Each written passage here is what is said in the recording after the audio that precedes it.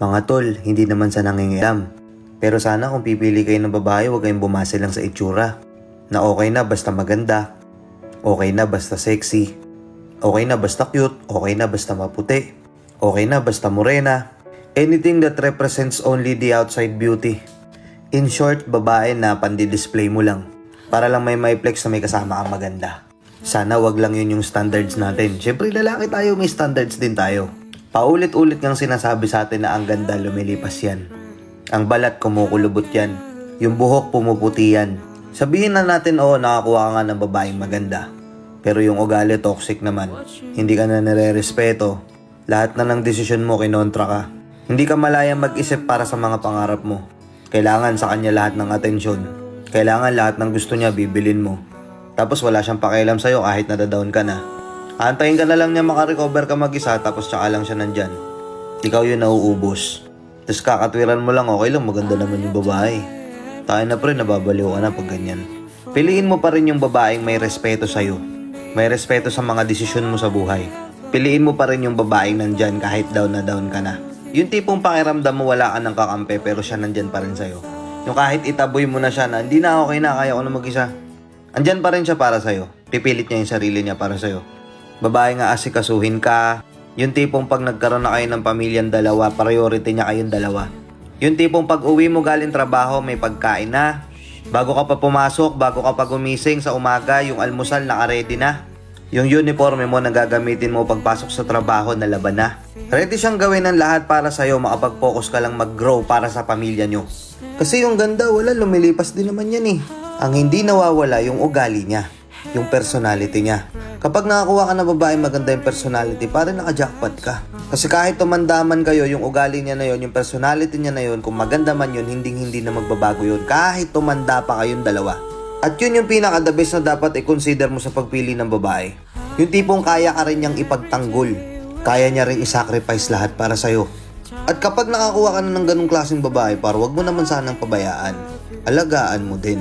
Alam mo yun, kung kaya niya magsakripisyo para sa'yo, dapat kaya mo rin magsakripisyo para sa kanya. Huwag ka maghahanap ng iba, papalitan mo siya. Oo, minsan nakakainis talaga, may mga babae talagang bungangera yan eh. Minsan matapang pa sa'yo. Papaalalahanan ka, minsan yung mga desisyon mo kukontrahin. Pero kadalasan kasi yung mga babae, malalakas yung kutob niya na yung mga kutob nila minsan nagkakatotoo talaga. Kaya pag meron ka mga desisyon sa buhay na alam nila at kutob nila na mapapahama ka, kinukontra ka na agad. Tapos ikaw, di mo kinukonsider yun. Feeling mo agad kinukontra ka in a negative way. Piliin mo yung babaeng asikasuhin ka, itatrato ka bilang lalaki, hindi ka mamaliitin. Hindi ka niya ipe-pressure na makipagsabayan ka sa mga lalaking big time na o mayayaman na. Piliin mo yung babaeng nandyan kahit 0-0 ka pa. Kasi sa totoo lang, kapag nakakuha ka ng ganung klaseng babae na susuportahan ka sa lahat ng pangarap mo sa buhay, laging nandyan sa likod mo, naka-backup sa'yo. Pre, yan yung cheat code para gumanda yung buhay mo. At kapag gumanda na yung buhay mo, isama mo sila. Sila ng mga anak mo. Kasi yung iba sa atin, mga tol, gusto lang natin basta maganda, sexy. Alam mo bonus na lang yun eh.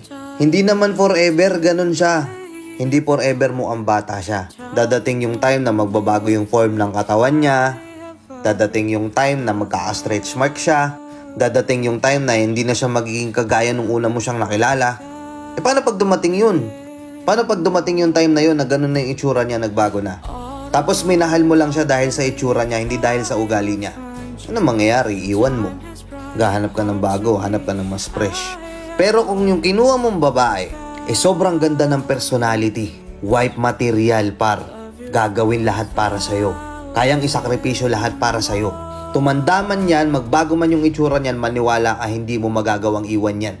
At syempre, kapag kaya naman niyang gawin lahat yun, wag mo naman sanang abusuhin. Kasi swerte ka na kapag nakakuha ka ng ganung klaseng babae. Sila yung babae na hindi nila kailangan ng material na bagay. 3 lang ang hinihingi ng mga ganyang klaseng babae. Time, effort, at pagmamahal. Yun lang. Tama ba mga madam? Huwag kang bumasa sa itsura, bonus na lang yun. Piliin mo yung mga kasama mo habang buhay. Yung hindi magiging toxic sa buhay mo. Nakuha mo? Let's go and peace out.